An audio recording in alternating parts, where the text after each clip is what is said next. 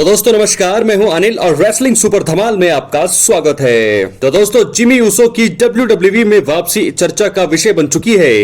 Roman Reigns ने हाल ही में Jimmy का टीवी पर जिक्र किया था। अब संभव है कि रोमन रेंस जल्दी ही जिमी ऊसो को टीवी पर वापसी कराते हुए दिखाई दे सकते हैं। दोस्तों देखा जाए तो रोमन रेंस के भाई रिटर्न के बाद नई ब्लड लाइन के साथ दुश्मनी जारी रख सकते हैं और वो इस फैक्शन के मेंबर्स के खिलाफ मुकाबला लड़ते हुए भी दिखाई दे सकते हैं। इस वीडियो में हम आपको कुछ ऐसी सुपरस्टार्स का भी जिक्र करने वाले हैं कि जिनके खिलाफ जिमी ऊसो WWE में वापसी करने के बाद अपना पहला मुकाबला लड़ सकते हैं। इसलिए वीडियो के अंत तक बने रहें। बहुत सारी अपडेट हैं इस वीडियो में, इसलिए चैनल के अंत तक बने रहें। अगर आप नए हैं चैनल को सब्सक्राइब करें। तो चलिए दोस्तों वीडियो को शुरू करते हैं। दोस्तों आपको बता दें कि सोलो सिकोआ जो है असल जिंदगी में जिमी ऊसो के छोटे भाई हैं। इसके बाद भी सोलो ने रेसलमेनिया के बाद हुए स्मैकडाउन के एपिसोड में जिमी ऊसो को धोखा देते हुए उन्हें फैक्शन से बाहर का रास्ता दिखाया था। जिमी ऊसो अपने भाई से इस चीज का जरूर बदला लेना चाहेंगे। यही कारण है कि वापसी के बाद सोलो सिकोआ को मुकाबले की चुनौती देते हुए वो दिखाई दे सकते हैं। अगर यह मुकाबला बुक होता है तो जिमी ऊसो इस मुकाबले में सोलो सिकोआ पर खतरनाक हमला करके उनकी हालत खराब करना चाहेंगे। भले ही इस संभावित मुकाबले का नतीजा जो है कुछ भी आए, लेकिन इन दोनों भाइयों का मुकाबला धमाकेदार साबित हो सकता है। तो दोस्तों एक तो वो सोलो सिकोआ को आके चैलेंज करेंगे, सोलो सिकोआ के सामने उनका पहला मुकाबला हो सकता है। लेकिन दूसरा मुकाबला उनका अगर सोलो सिकोआ चाहे तो वो जेकब फाटू से मुकाबला करवा सकते हैं। जी हां दोस्तों, सोलो सिकोआ ने जेकब फाटू को अभी तक सिंगल्स मुकाबले लड़ने से रोका हुआ है।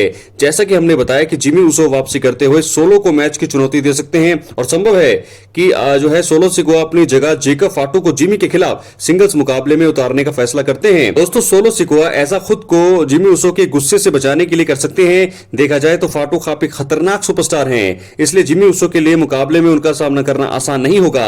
यही नहीं, अगर जिमी को यह संभावित मुकाबला जीतना है तो उन्हें रोमन रेंस की मदद जरूरत पड़ेगी। तो ये थी जिमी ऊसो के बारे में अपडेट। उनकी वापसी की खबरें बहुत ज्यादा तेज हो गई हैं, तो ऐसे में उनका रिटर्न कभी भी हो सकता है। दोस्तों अब हम बात करेंगे अगली खबर की। और दोस्तों अभी हमने बात की थी जिमी ऊसो की, लेकिन अब हम बात करेंगे जे ऊसो की। आपको बता दें कि रोमन रेंस जब WWE में पिछले साल ट्राइबल चीफ थे तो उस समय उनके और जे ऊसो के बीच में चीजें बिगड़ गई थी, जिसके चलते दोनों के बीच समरस्लैम 2023 में एक ट्राइबल कॉम्पैक्ट मुकाबला हुआ था, जहां जिमी ऊसो के धोखे के चलते जे ऊसो हार गए थे। इसके बाद उन्होंने ब्लड लाइन छोड़ दी थी और वो कुछ समय बाद रॉ में काम करने लगे थे। इसके बाद अब वो इंटरकॉन्टिनेंटल चैंपियन बन गए हैं, जबकि रोमन रेंस रेसलमेनिया 40 में अपनी हार के बाद वापसी करने पर सोलो सिकोआ और उनके ग्रुप से लड़ रहे हैं। रोमन रेंस को इसके चलते आने वाले समय में जे ऊसो की जरूरत पड़ेगी। ऐसे में आइए आपको बताते हैं कुछ तरीकों के बारे में जिनसे रोमन रेंस जो है WWE में जे ऊसो के साथ वापस मिल सकते हैं। तो दोस्तों सबसे पहला तरीका हो सकता है कि WWE इंटरकॉन्टिनेंटल चैंपियनशिप रिटेन करने में जे ऊसो की मदद कर सकते हैं रोमन रेंस। दोस्तों बता दें रोमन रेंस के एक समय पर राइट हैंड मैन रहे जे ऊसो इस समय इंटरकॉन्टिनेंटल चैंपियन है, जिनकी स्टोरी द जजमेंट डे के साथ चल रही है। यह बात तय है कि आने वाले समय में रॉ में जे ऊसो और इस ग्रुप के मेंबर्स के बीच कोई लड़ाई या एक चैंपियनशिप मुकाबला हो सकता है। इस दौरान जजमेंट डे के नंबर्स गेम को चित करने के लिए असली ट्राइबल चीफ रोमन रेंस आ सकते हैं। वो जे ऊसो को चैंपियनशिप रिटेन करने में मदद करते हुए अपने काम के लिए माफी भी मांग सकते हैं। इससे फैंस भी देख पाएंगे कि 4 साल तक हील रहने वाले रोमन रेंस अपने काम और व्यवहार के लिए कितने शर्मिंदा हैं।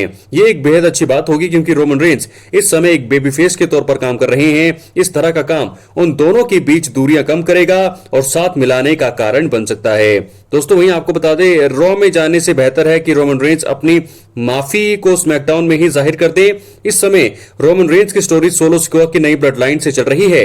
उन्हें खुद ही नंबर्स गेम से 2-4 होना पड़ रहा है। इसके चलते वो दिखा सकते हैं कि उन्हें स्मैकडाउन में जे ऊसो की काफी जरूरत है। रोमन रेंस ये करके दिखा सकते हैं कि एक तरफ जहां उन्होंने गलत किया है तो वहीं अब उनके साथ गलत हो रहा है और उन्हें सहायता की जरूरत है। इससे भले ही फैंस को लगे कि वो कमजोर दिख रहे हैं, लेकिन ये सेगमेंट उनके बेबी फेस किरदार को खासा फायदा होगा।